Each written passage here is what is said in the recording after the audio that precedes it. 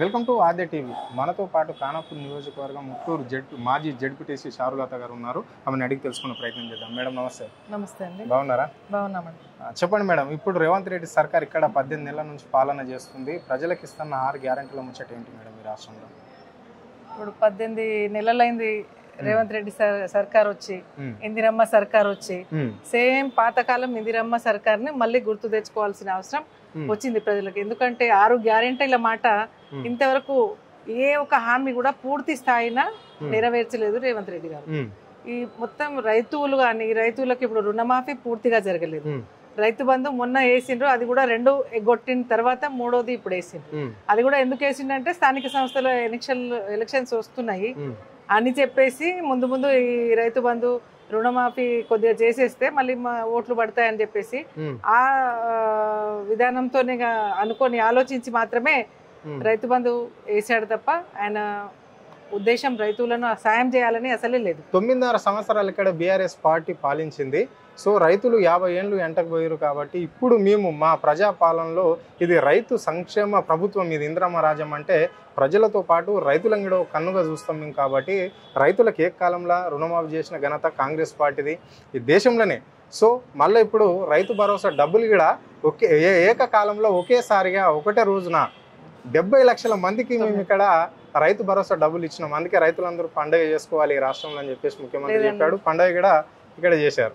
పండుగ చేసుకోవడంలో వాళ్ళు దిట్ట అండి కాంగ్రెస్ వాళ్ళు. ఎందుకంటే అక్కడ అనౌన్స్ చేయగానే ఇక్కడ వాళ్ళ నాయకులందరూ పాలాభిషేకం చేస్తారు.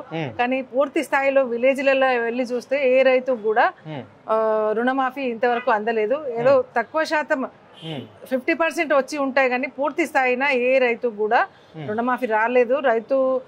రైతు బంధు అనేది రైతు భరోసా అని వాళ్ళు పెట్టుకున్నారు కదా, ఆ రైతు భరోసా పూర్తి స్థాయిలో ఏ విలేజెస్ కూడా రాలేదు.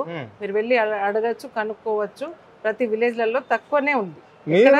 మీరు అక్కడ జడ్పీ చేసిన ప్రాంతంలో ఎక్కువగా వడ్లు పత్తి పండుతుంటది బాగా. మరి ఏంటి అది సన్న వడ్లకు ఏదో బోనస్ ఇస్తానడు, 500 బోనస్ ఏ ఒక్క రైతు కన్నా వచ్చిందా అది కనుక్కుంటే తెలుస్తుంది. విలేజ్ స్థాయిలో వాళ్ళ మంత్రులు వస్తున్నారు, పండగలు సంబరాలు చేసుకుంటారు, వెళ్ళిపోతారు. కానీ రైతు మాట ఎవరు వినట్లేదు. రైతు చెప్పేది అసలు రైతు బంధు 500 రూపీస్ అనేది బోనస్ అనేది ఇప్పటి వరకు ఎక్కడ బోనసే ఇవ్వలేదండి. ఆ వడ్లు దాని కొనుగోలు కూడా సరిగ్గా పూర్తి స్థాయిన కొనుగోలు కూడా చేయట్లేదు. మరి ఏంది ఇప్పుడు ఎస్టీలకు ఇచ్చిన హామీలన్నీ నెరవేరినట్లనా? గిరిజనులకు పోడు భూముల పట్టలు కూడా ఇస్తామని చెప్పేసి రాష్ట్ర ప్రభుత్వం అధికారంలోకి రాగానే కాంగ్రెస్ పార్టీ అధికారంలోకి వస్తే ముఖ్యంగా మా ఎజెండానే అది.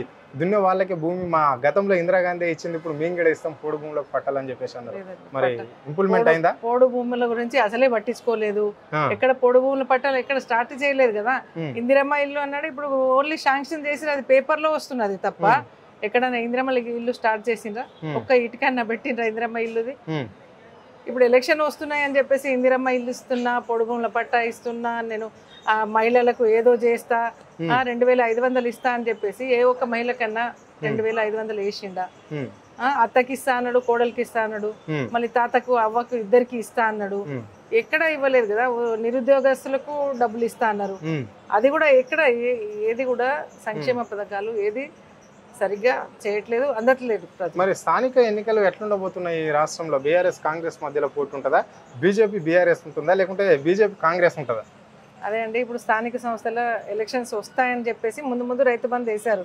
కానీ ప్రజలకు మొత్తం వీళ్ళ డ్రామా మొత్తం అర్థమైంది. ఎందుకంటే ఇప్పుడు ఎలక్షన్ ముందు రైతు బంధు వేసేస్తే మనకు ఓట్లు పడతాయని చెప్పేసి ఆలోచిస్తున్నారు. కానీ అది చాలా తప్పు. ఎందుకంటే ప్రజల మనసుల్లో కాంగ్రెస్ అనేది మాట లేనే లేదు. ఎక్కడ చూసినా బీఆర్ఎస్ వస్తుంది. ఎలక్షన్ లో మొత్తం క్లీన్ స్వీప్ అవుతుంది బీఆర్ఎస్. సో మరి ఇక్కడ ఏ కంపెనీలు రాకుండా, ఏ ఇండస్ట్రీలు రాకుండా కూడా కేవలం బీఆర్ఎస్ నాయకులే అడ్డుపడుతున్నారు అని చెప్పేసి ముఖ్యమంత్రి అంటున్నాడు.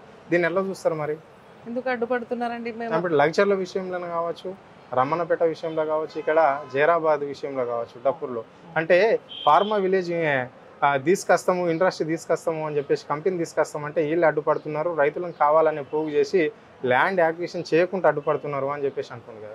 లగచర్ల విషయంలో లగచర్ల గురించి ఎంత పోరాటం జరిగిందండి. వాళ్ళు అక్కడ బతికేదే ఆ భూమి మీదనే కదా, వాళ్ళ ఆధారం భూమి మీదనే కదా. ఎస్టీలు వాళ్ళ భూములు లాక్కొని నేను కంపెనీ పెడతా అంటే వేరే దగ్గర లేదా వాళ్ళకి స్థలం? వేరే దగ్గర పెట్టుకోవచ్చు కదా. వాళ్ళ పేదోళ్ళ గిరిజనుల భూములే కావాల్సి వచ్చిందా? అక్కడే పెట్టాలని ఏముంది? వేరే భూమి చూడండి. వాళ్ళ సమన్వయం కాలేదు కదా, వాళ్ళతో చర్చించలేదు, మాట్లాడలేదు.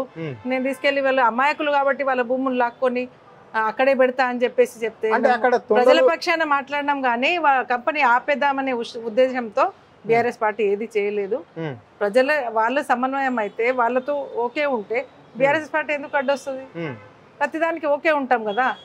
వాళ్ళకి ఇష్టం లేదు, అక్కడ ప్రజలకు ఇష్టం లేదు, అక్కడ వాళ్ళ కంపెనీ పెట్టడం ఇష్టం లేదు కాబట్టి మేము ఆపడం జరిగింది. అంటే అక్కడ తొండలు గుడ్లు పెట్టని ఏరియా, అది బలులు కూడా పెట్టని ఏరియా, అలాంటి ల్యాండ్ను అంటే గుట్టలు చెట్లు ఉండేదాన్ని అక్కడ వ్యవసాయానికి సాగు ఉండని ఏరియాని మేము ఎంపిక చేస్తే ఎందుకు ఇంత రాధాంతం చేస్తున్నారు ఈ బీఆర్ఎస్ నాయకులు? అట్లా అసలే లేదండి. అక్కడ పంటలు పండించే భూమి, పంటలు పండించుకొని ఆ జీవనాధారం వాళ్ళకి ఆ భూమి మీదనే ఉంది.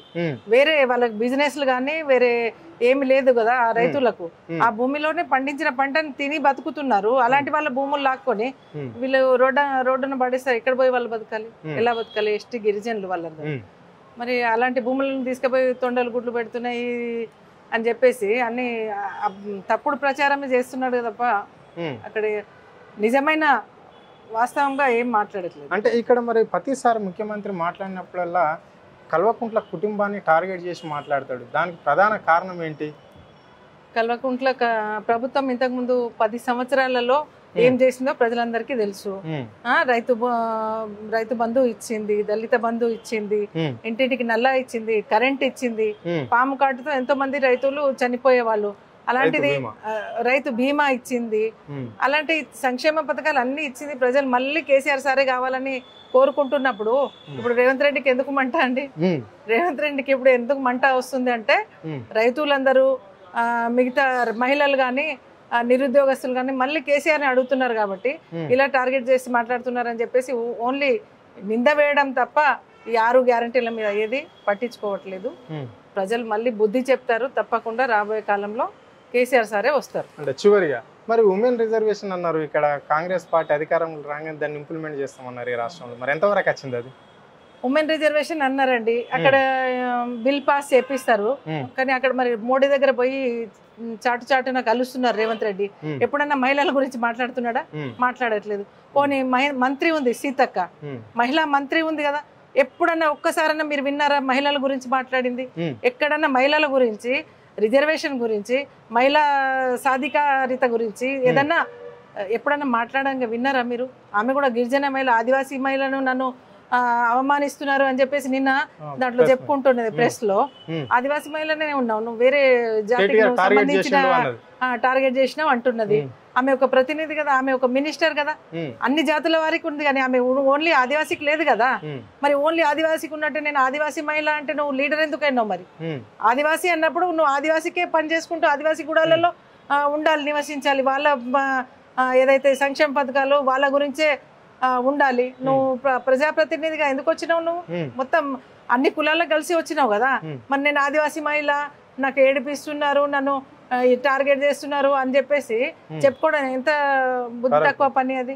మళ్ళీ సీతక్క ఎప్పుడు ఒక్క రోజు కూడా ఇంతవరకు 18 నెలలైంది, ఇప్పటి వరకు మహిళా రిజర్వేషన్ గురించి మాట్లాడిందా?